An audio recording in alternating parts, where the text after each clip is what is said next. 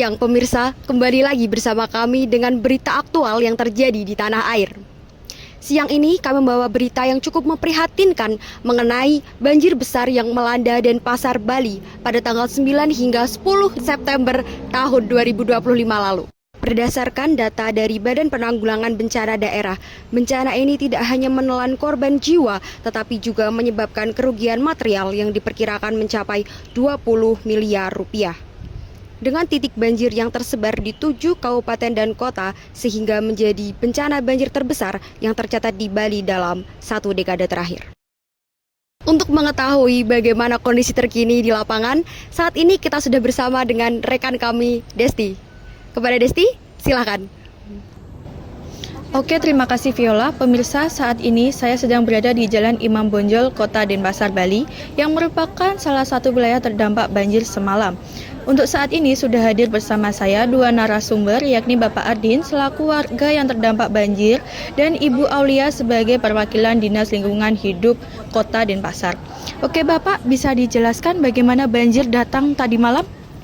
Kalau banjirnya itu sebenarnya mungkin karena dari siang ya Mbak. Jadi siang itu hujan yang sangat deras sekali sampai malam, dan mungkin bersamaan dengan hulu yang juga banjir, akhirnya sungai di sini meluap. Plus itu ada banyaknya sampah di sungai ini yang memungkinkan itu menimbulkan banjir yang sangat besar, begitu Mbak. Oke Bapak, untuk warga sendiri Pak, bagaimana respon warga saat banjir itu datang? Untuk warga sendiri mereka langsung fokus untuk menyelamatkan diri Mbak, karena rumah mereka itu sudah terendam banjir, jadi mereka nggak bisa untuk menyelamatkan barang-barang, jadi mereka langsung mengevakuasi diri ke tempat yang lebih aman.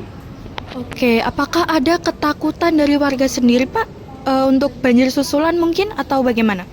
Benar sekali Mbak, saat ini kami sangat takut jika ada banjir susulan, karena ini sistemnya itu banjirnya tiba-tiba sekali ya Mbak, dan itu datangnya sangat besar dengan debit yang sangat besar juga. Jadi kami sangat takut jika ada banjir susulan dan kami tidak siap, seperti itu Mbak.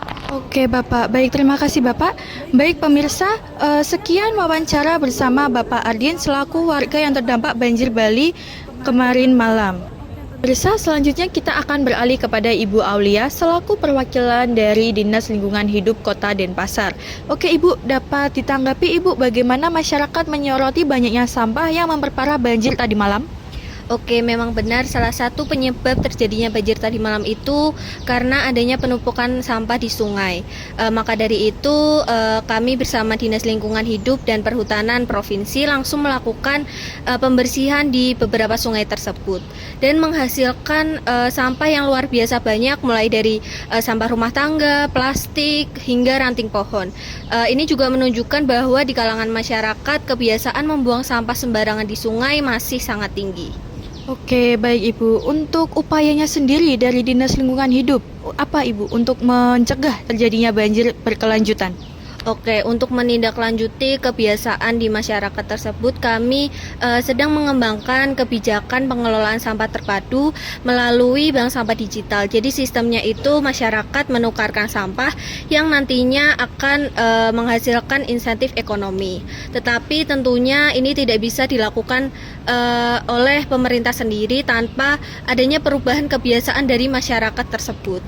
Maka dari itu kami sangat mengharapkan masyarakat dapat mengubah kebiasaan membuang sampah sembarangan di sungai. Oke Ibu, baik, terima kasih atas waktunya Ibu. Baik pemirsa, sekian wawancara bersama Bapak Ardin dan Ibu Aulia. Saya kembalikan ke studio. Terima kasih Desti. Pemirsa, kita akan beralih ke pembahasan yang lebih mendalam. Dan saat ini akan bergabung bersama kita Bapak Alif selaku tenaga ahli pemerintah di bidang tata ruang dan lingkungan. Oke, halo. Selamat siang Pak Alif. Siang. Oke, gimana nih? Ada apa nih? Kita mau wawancara apa hari ini?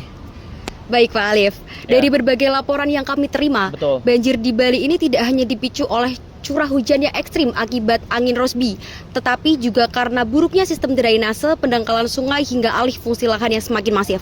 Bagaimana sebenarnya pemerintah memandang kompleksitas penyebab banjir ini, Bapak? Oke, jadi yang perlu diperhatikan ya, Vio, banjir itu di Bali itu cukup kompleks karena pada waktu itu tuh seperti tahu bahwa cuaca itu memang buruk-buruknya seperti itu.